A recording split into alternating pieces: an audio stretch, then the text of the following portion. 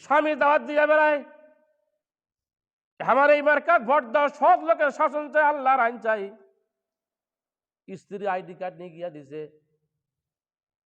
আপনার অন্য marker agent হবে, পুলিং এজেন্ট। আপনাদের এলাকায় আছে না নাই? আমি শুনে আসলাম এখন নেই। আরে এর বাড়িওয়ালা যে আরেক দল করে, তার মানে ওরা সাইজ করিয়া নিছে, হয় যায় যাক তুই এই পেখানা 1000 টাকা দিয়া লব দেখাইছে, কথা কয় না? এই নিজ ধ্বংস যাকে ডাক দিল তাকেও ধ্বংস করলো। কয়েকটা মহিলা দেয়নি, করছে না হারা টাকা টেনা বিক্রি হবে না, আলহামদুলিল্লাহ বলেন। বেটা শিবির করে মাও নিয়ে গিয়া দিচ্ছে আইডি কার্ড, পুলিং এজেন্ট বানাবে ভোটের। আরেকজনের চাপ দিচ্ছে এলে আমাকে দিবা হবে, কথা কয় না? সব জায়গায় সাক্ষী হওয়া যাবে।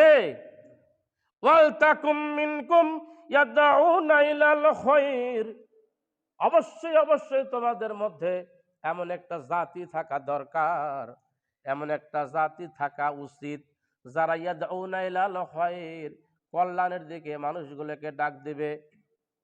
এটা হলো 1 নাম্বার কাজ।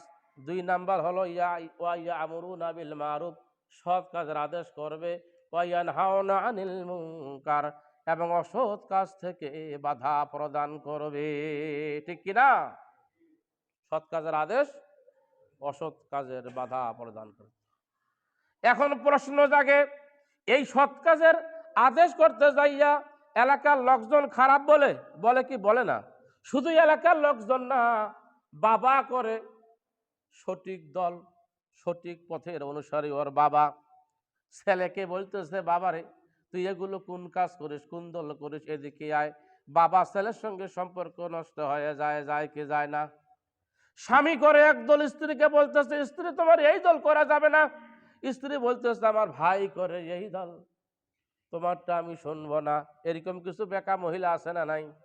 ওক ভালো পথে ডাকাইলে ভাই শুনে না, ভাত খায় স্বামীর আর কথা শুনে তার ভাইয়ের, কারণ আগের থাকি ওরা ওই দল করিয়ে আসতেছে। স্বামী এবং স্ত্রীর মধ্যে সম্পর্ক নষ্ট হয়ে যায়, যায় কে যায় না?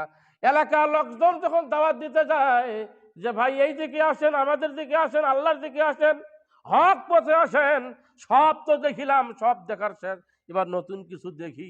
যখন এই দাওয়াত দেয় সবাই গ্রহণ করে না তো নাই, বরং একদল আছে এরা বলে যে এরা আসলে খারাপ মানুষ, মানুষের কাছে এরা জোর করি যা ভোট নেয়, কথা কয় না?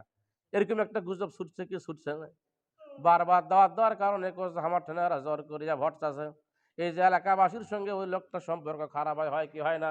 ইমাম সাহেব যদি হক কথা বলে, দিন প্রতিষ্ঠার কথাও যদি বলে, ইসলামী আন্দোলনের যদি ওয়াজ করে, কোরআন থেকে আয়াতগুলো টুকে টুকে, তাহলে এমন কোন মুসলমান আছে যে ইমামদের সঙ্গে তার সম্পর্ক নষ্ট হয়ে যায়? আছে না নাই? বাইরে বেগর বেগর করে জেলা জামাতের বক্তব্য দিল, কথা কয় না। জামাত কি ব্যক্তিগত বক্তব্য দেয় নাকি? আমি ক্লিয়ার বক্তব্য দিচ্ছি বাবা, ভালো হলে নিবেন, না হলে না, সেটা আপনার ব্যক্তিগত ব্যাপার। ভালো কথা বললেই সমস্যা, উচিত কথা বললেই কিন্তু সবাই বলে শাহলা, জামানা খারাপ হয়, উচিত বলা মানা, ঠিক কিনা?